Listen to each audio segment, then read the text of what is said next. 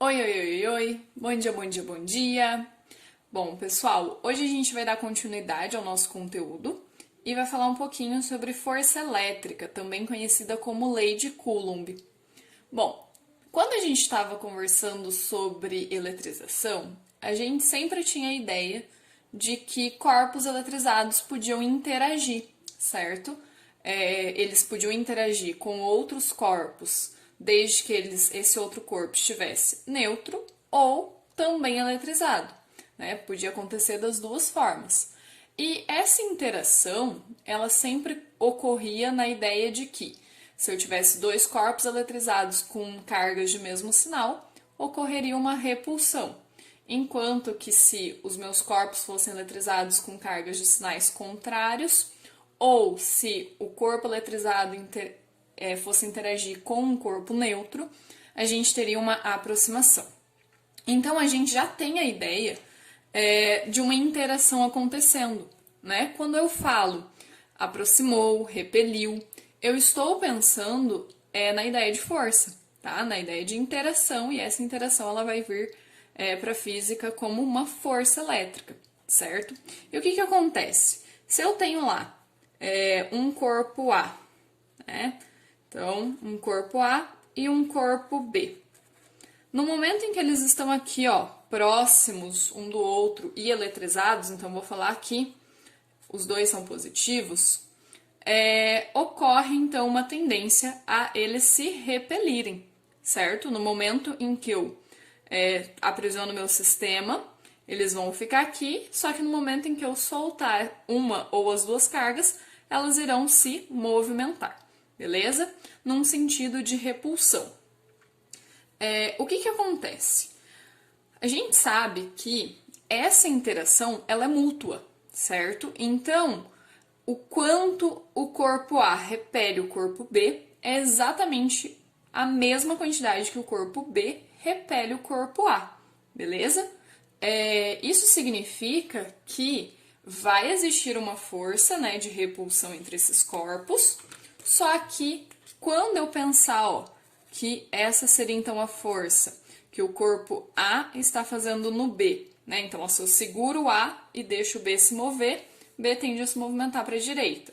Então, a força que o A faz no B tem essa direção e o sentido. Agora, se eu seguro a carguinha B e olho como que o A vai se movimentar, eu sei que A vai, então, se movimentar nessa direção e sentido, porque existirá uma força que o B está fazendo nesse corpo A. Mas o que acontece? Como essas duas forças são iguais, né? A ideia de repulsão aqui é a mesma, independente se eu olhar para o corpo A ou para o corpo B, né? O quanto eles vão se repelir é exatamente o mesmo valor.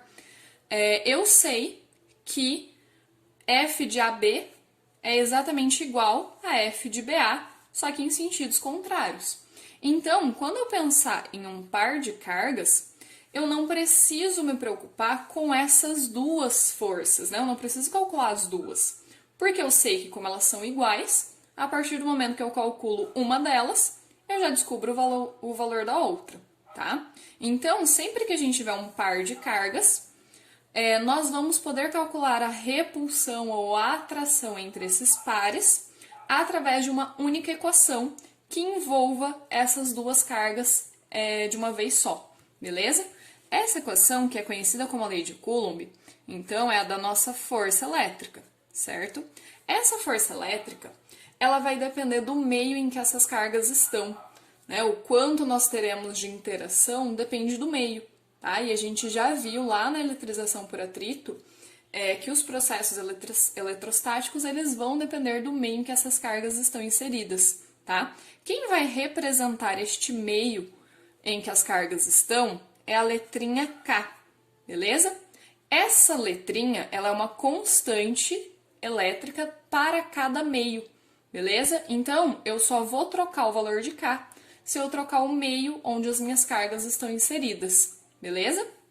Como a gente vai priorizar os exercícios em que a gente vai trabalhar com essas cargas colocadas no vácuo, a gente sabe que o valor de K vai ser sempre o mesmo, tá? Então, a gente vai usar sempre o nosso K como sendo a constante do vácuo, tá?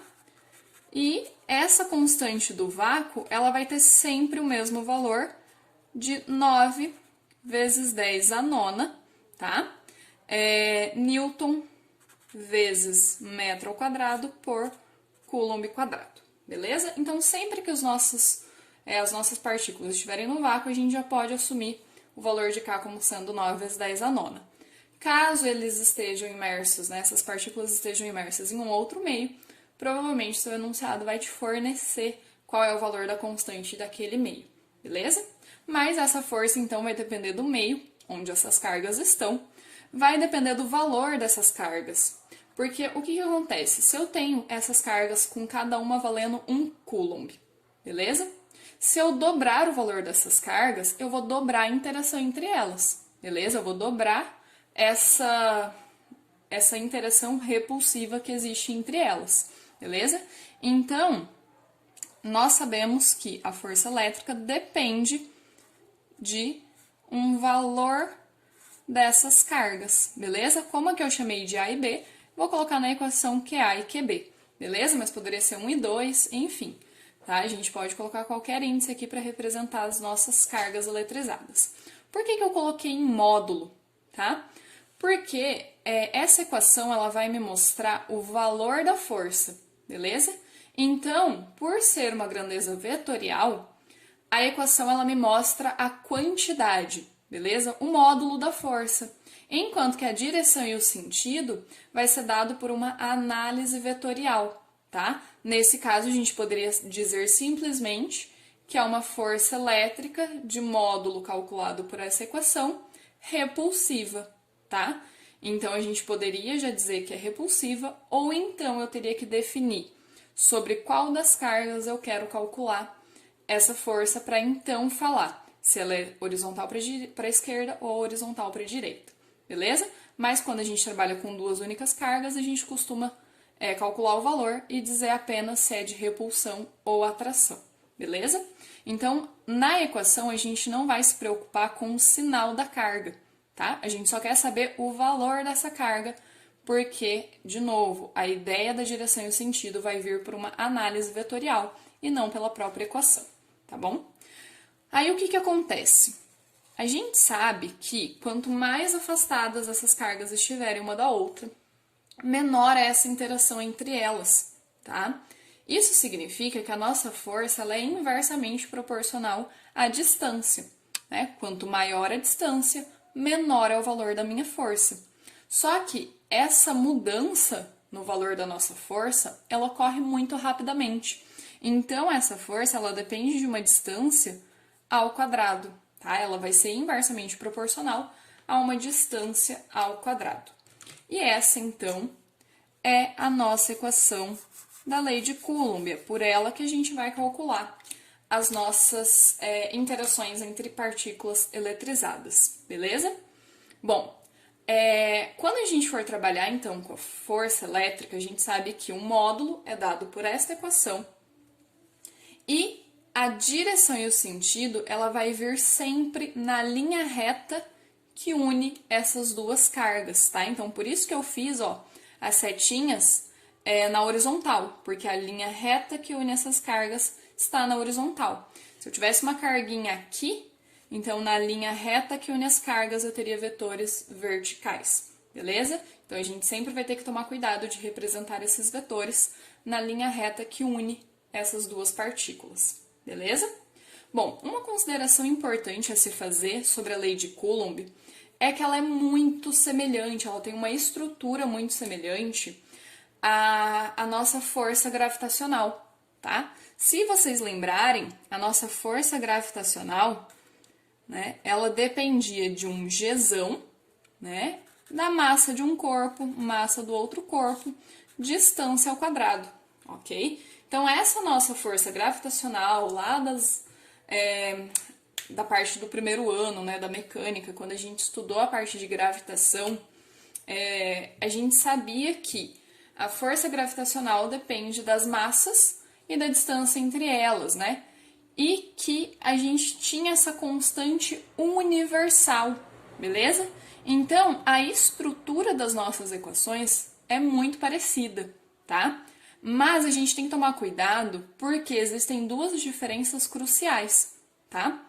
A primeira, pensando na parte de equação mesmo. O nosso K, ele é um valor constante para cada meio, tá? Então vai depender do meio onde eu estou, eu posso alterar ou não esse valor de K. Enquanto que o Gzão é a constante gravitacional universal. Então, independente da onde a gente esteja analisando essas duas massas, a interação entre elas vai depender sempre dessa constante que tem um valor único e universal, tá? Então, essa é a principal diferença na parte de equação.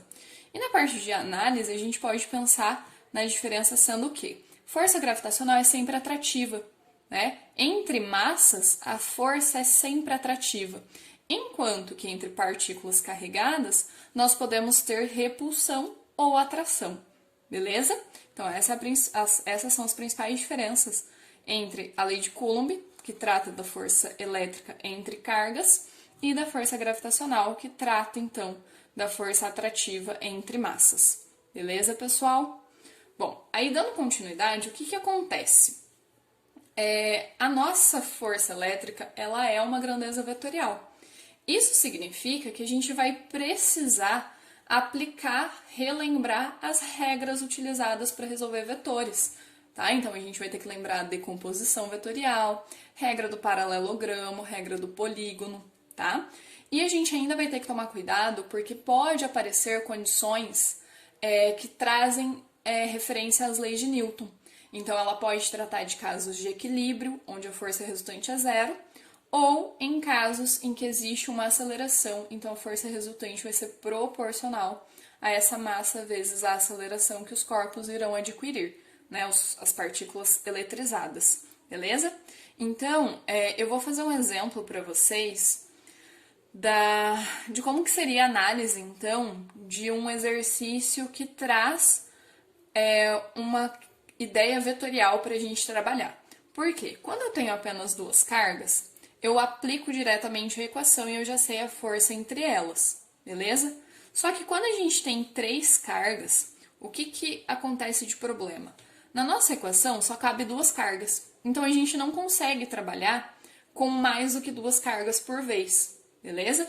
Então sempre que a gente tiver mais do que duas cargas, a gente vai ter essa análise vetorial para fazer e a gente vai ter que sempre pensar em forças de par em par, beleza? Então, a primeira coisa que a gente sempre tem que pensar é em como que vai ficar a estrutura dos nossos vetores. Eu vou começar com um caso mais simples, em que esses vetores estarão em uma única direção. Isso vai fazer com que a nossa resolução seja ou uma adição ou uma subtração para calcular essa força resultante, tá bom? Então, o que acontece? Quando a gente for pensar na nossa força resultante entre três cargas, a primeira coisa que a gente sempre vai ter que fazer é decidir e escolher. É claro que isso não é uma escolha arbitrária, tá? O seu enunciado geralmente ele te dá parâmetros para essa escolha, mas a gente sempre vai ter que definir, sempre vai ter que escolher sobre qual carga nós vamos analisar o nosso sistema, ou seja, em quem a gente vai desenhar os nossos vetores para daí então saber o resultante sobre aquela carga, beleza? Se eu mudo sobre quem eu vou calcular a minha força resultante, eu posso mudar os meus vetores, né, a configuração dos meus vetores, e com isso mudar a força resultante, tá? Então a primeira coisa que a gente sempre vai fazer é definir sobre quem a gente vai fazer essa resultante, beleza? Então eu peguei de exemplo esse exercício que tem na apostila de vocês. Ele dá três cargas dispostas a essas distâncias e na A ele pergunta qual é a força resultante sobre a partícula B. Então reparem que aqui ele definiu sobre quem nós queremos calcular a resultante. Então isso significa que em B é que a gente vai fazer os nossos desenhos, beleza? Bom, aí como que acontece? Eu sei que a força ela é de par em par, então eu vou ter que definir os meus vetores sempre analisando pares de cargas. Como eu vou analisar sempre os desenhos em B, eu vou ter que fazer nesse caso A com B e depois C com B, beleza? Então, a nossa carguinha B, que é onde eu quero a minha resultante, vai ter que aparecer nas duas análises, tá? Então, ó, eu vou fazer aqui coloridinho para vocês entenderem. Então, eu vou representar a força de A e B por vermelho, tá? Então, ó, na linha reta que une a carga A e B, elas terão uma força atrativa, certo? Então, em B, que é onde eu quero calcular a minha força resultante, eu vou desenhar um vetor, ó, na linha reta que une os dois, em um sentido de aproximação. E eu sei que essa é a força que a carga A faz em B. Aí, o que acontece? Essa é a força de interação apenas entre A e B. Mas agora a gente precisa fazer a força de interação entre B e C, tá? Então, se a gente analisar, ó, a força entre B e C também vai ser atrativa, certo? Então, se eu tivesse que fixar a carga C, para onde a B iria se movimentar? Para a direita, certo? Então, o vetor aproximação aqui entre B e C tem que ser para a direita. Então, essa é a força que a carga C faz em B.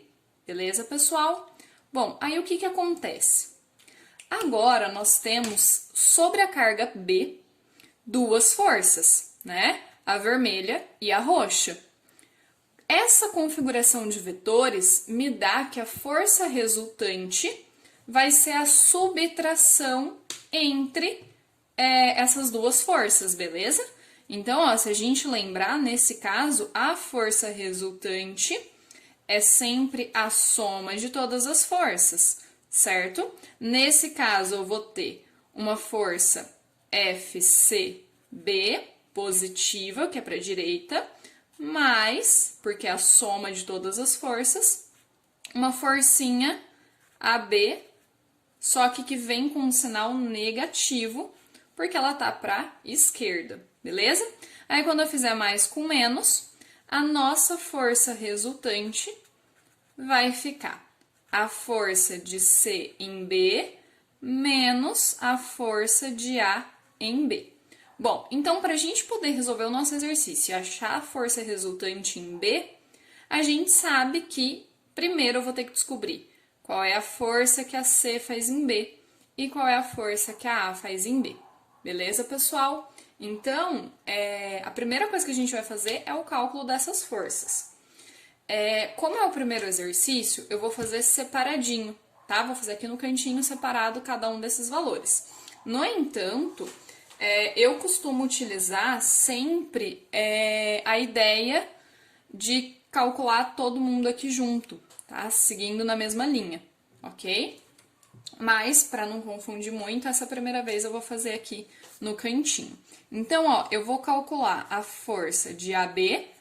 Eu sei que a equação da força é K módulo de QA módulo de QB dividido por distância entre elas ao quadrado, certo? Essa força, então, de AB vai ser 9 vezes 10 a nona, vezes o valor da carga A, 6 micro, né? Então, a gente tem que deixar isso em base 10, vezes o valor da carga B, 2 micro, beleza? Dividido pela distância entre elas. A distância entre A e B, 2 centímetros, que eu não posso deixar em centímetros, né, pessoal? A nossa constante, ela é dada em Newton Newton vezes metro quadrado por Coulomb quadrado. Então, a gente tem que deixar tudo no sistema internacional por causa dessa constante aqui, beleza? Então, isso aqui é 2 vezes 10 a menos 2 ao quadrado, beleza? Então, a nossa força de AB é igual a 9 vezes 10 a nona vezes 12 vezes 10 a menos 12. Eu costumo deixar assim, pessoal, porque às vezes vai acabar facilitando na hora de cortar, tá? Então, eu tento não fazer todas as multiplicações antes, beleza? Porque aqui, ó, eu sei que vai ficar 4 vezes 10 a menos 4. Aí, eu simplifico só essa parte aqui, ó. 12 dividido por 4, 3, beleza? Então, na verdade, minha força de AB ela vai ficar 9 vezes 3, tá? 27 vezes 10.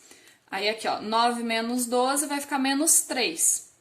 Essa base tá dividindo, né? Então vai ficar menos com menos mais. Então nós teremos menos 3 mais 4. Menos 3 mais 4 vai ser 10 elevado a 1. Beleza? Então esse é o valor da nossa força de AB. Bom, só que essa é apenas o valor da força AB. Agora a gente precisa calcular a força de C em B, beleza? Aí eu vou calcular ela aqui no outro cantinho, beleza? Então, ó, a força de C em B vai ser K QC QB dividido pela distância entre elas ao quadrado. Então, a nossa força de C em B vai ficar 9 vezes 10 a nona. Carga C vale 8 vezes 10 a menos 6. E a carga B, os mesmos 2 vezes 10 a menos 6. Dividido pela distância entre elas ao quadrado. Tá? Então, tem que tomar cuidado para não confundir qual é o par de cargas e a respectiva distância entre elas. Então, 4 vezes 10 a menos 2, também ao quadrado. Beleza? Então, ó, a força de C em B vai ficar 9 vezes 10 a nona, vezes 8 vezes 2, 16 vezes 10 a menos 12. Dividido por 4 ao quadrado, 16, vezes 10 a menos 4. E aqui, ó, de novo, eu vou poder simplificar 16 dividido por 16, que vai ficar mais fácil de fazer a nossa conta. Então, a nossa força de CB é 9 vezes 10, aí, ó, de novo, 9 com menos 12, menos 3. Menos 3 mais 4, 1. Então, a nossa força de C em B, 9 vezes 10 elevado a 1. Então, agora, a gente pode calcular a nossa força resultante sobre a partícula B, beleza? É só a gente fazer aqui, ó. Essa força resultante em B vai ser CB, então aqui, ó, 9 vezes 10 elevado a 1, menos F de BA, né? AB e BA, elas são iguais, beleza, pessoal? Então, 27 vezes 10 elevado a 1. Então, a força resultante em B é de menos, tá? Então, a gente não vai poder esquecer desse sinal de menos, beleza? A gente não vai poder esquecer desse sinal de menos, pessoal, porque esse sinal negativo para os nossos vetores indica qual é o vetor que ganhou para essa força resultante, tá? Então, a gente não pode esquecer desse sinal negativo. Então, 9 menos 27, 18, tá? Vezes 10 elevado a 1. Então, agora que a gente pode, né, tirar a nossa base 10, então isso aqui é menos 180, beleza? Newtons. Então, essa é a nossa força resultante sobre a partícula B. Beleza, pessoal? Isso considerando sempre em relação à partícula B, tá? Se a gente mudasse sobre quem a gente faz o resultante, nós encontraríamos outros valores, porque a gente teria outra configuração vetorial. Beleza, pessoal? Então, essa foi a força resultante sobre a carga B. Agora, a gente vai calcular a nossa letra C, beleza? Bom, pessoal, então a letra C, ela pede a razão entre as distâncias, né? Para que a força resultante em B seja zero. Então, o que acontece? Lá na alternativa A... Ai, desculpa, pessoal, isso aqui é B, né? Alternativa B. Lá na nossa A, nós vimos que para essa configuração existe uma força resultante de 180, beleza? Agora, ele quer que a nossa força resultante seja zero. Então, a gente vai voltar para aquela equaçãozinha que a gente tinha encontrado, ó, de força resultante em B, sendo F de CB menos F de AB, tá? Que é essa ideia aqui, né, ó, da configuração dos nossos vetores, beleza? Essa ideia aqui, ó, da configuração dos nossos vetores, tá? E nós vamos, então, agora, partindo dessa equação, que vem dessa análise vetorial, que não vai mudar, afinal a gente não mudou os valores de carga e nem sobre quem a gente está calculando a resultante, beleza?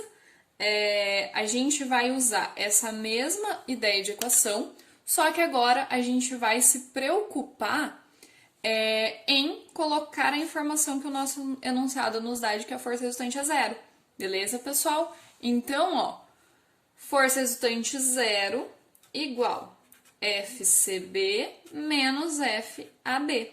Isso vai fazer com que a força AB seja igual à força CB. E ok, né, pessoal? Quando nós temos duas forças, duas únicas forças sobre um corpo, e cada uma está para um lado, para que a resultante seja zero, eu sei que os módulos devem ser iguais, beleza? Então, ó, agora, o que a gente vai diferenciar da nossa conta anterior? Ele quer a razão entre as distâncias. Por quê? Para essas distâncias fornecidas no nosso enunciado, a gente sabe que não existirá um equilíbrio, né? Existirá uma força resultante para a esquerda, né? Que a gente achou um valor negativo. Então, para poder realmente conseguir a nossa força resultante zero, a gente sabe que essas distâncias vão ter que ser alteradas, beleza? E é isso que ele quer, essa relação entre as distâncias, tá? Então, aqui, a nossa incógnita agora é a distância, beleza? Então, ó, a gente vai seguir fazendo a nossa equação, né? Ó. Então, a força de AB era K, módulo de QA, módulo de QB, dividido pela distância. Eu vou reforçar aqui, ó, que essa é a distância entre A e B ao quadrado. Isso tudo tem que ser igual a K, módulo de QC, módulo de QB, dividido pela distância entre B e C ao quadrado, beleza? Então, ó, por que é interessante nesse momento a gente fazer essa igualdade? Porque, de novo, a gente pode trabalhar com algumas eliminações aqui, ó. Eu só tenho dois termos na minha equação. Existe K para os dois termos, né? E esse valor de K é o mesmo para as duas equações. E a carga QB também aparece para as duas e é o mesmo valor para as duas. Então, a gente pode simplificar esses valores, beleza? Então, na verdade, ó, sobra para a gente terminar a nossa conta valores bem mais simplificados, né? Sobra para a gente terminar a nossa conta a carga A dividido pela distância AB ao quadrado igual a carga C dividido pela distância de BC ao quadrado. Pessoal, eu tirei o módulo porque a gente sabe que não vai precisar colocar os sinais, tá? Então, eu não fico carregando esse módulo aqui o tempo todo na conta, beleza? Então, ó, eu quero lá do meu enunciado AB dividido por BC, beleza? Então, esse AB que tá aqui embaixo vai ter que ir lá pra cima, beleza? Então, eu vou multiplicar, ó, só entre esses dois, né? Vou trocar esses dois de lugar. Então, a gente vai ficar com QA dividido por QC igual, aí esse aqui vai lá para cima, DAB ao quadrado dividido por DBC ao quadrado, beleza? De novo, porque eu quero a relação AB dividido por BC, tá? Caso vocês não tenham essa facilidade, é multiplicar cruzado e depois isolar a fração que ele quer, beleza, pessoal? Então, ó, com isso nós vamos ter carga A vale 6 vezes 10 a menos 6, né? E a carga a carga C vale 8 vezes 10 a menos 6. Isso é igual a distância de AB dividido pela distância de BC, e tudo isso aqui está ao quadrado, certo? A gente pode escrever dessa maneira, né? Agora que tudo está ao quadrado. Por que eu vou escrever dessa maneira? Porque, de novo, vai ficar mais fácil, tá? Então, ó, primeira coisa, já vamos simplificar aqui, beleza? Para daí poder resolver essa continha, tá, pessoal? Então, ó, a gente vai ter que 6 dividido por 8 é igual a DAB dividido por DBC, tudo isso ao quadrado. Então, agora é só a gente simplificar a nossa fração. E como está tudo ao quadrado, a gente sabe que tem que passar a raiz aqui do outro lado. Então, pessoal, simplificando, isso aqui vai ficar... simplificando por 2, tá, pessoal? Isso aqui vai ficar 3 sobre 4. E lembra que tudo tá ao quadrado? Então, eu já vou passar a raiz aqui, beleza? Então, a razão DAB sobre DBC vai ficar a raiz de 3/4. Bom, só que a gente consegue melhorar um pouco ainda a cara dessa fração, tá? Por quê? Raiz de 3 a gente não sabe o valor, né? A gente pode aproximar para 1,7, mas como é um exercício aberto, ele não especificou, né? Se ele queria isso em número ou em fração mesmo, tá? Dividido por raiz de 4, que é 2. Então, a nossa razão para as distâncias, para que a gente consiga ter um equilíbrio, né, uma força resultante sobre B0, é raiz de 3 sobre 2. Beleza, pessoal? Então, esse foi um exercício pensando em uma análise para vetores em uma mesma direção, tá? Então, a gente vai ter que tomar esse cuidado de sempre primeiro analisar os vetores para daí ver qual é o tipo de conta que a gente vai precisar fazer. De novo, quando eles estão na mesma direção é mais fácil, porque nós vamos cair ou em uma adição ou em uma subtração, mas a gente tem que lembrar que pode aparecer outras regras vetoriais para a gente resolver os exercícios. Tá bom, pessoal? Espero que vocês tenham entendido. Até o próximo vídeo.